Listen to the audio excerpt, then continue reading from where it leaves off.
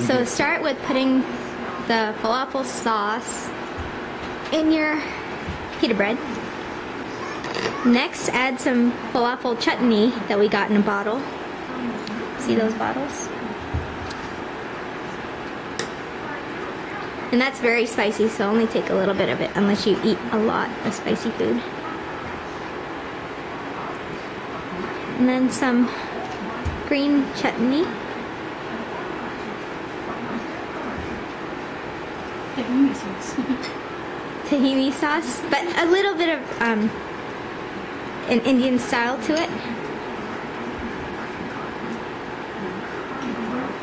And then add some lettuce in. And then add some tomatoes. Add some cucumbers. And finally, the main ingredient, falafels.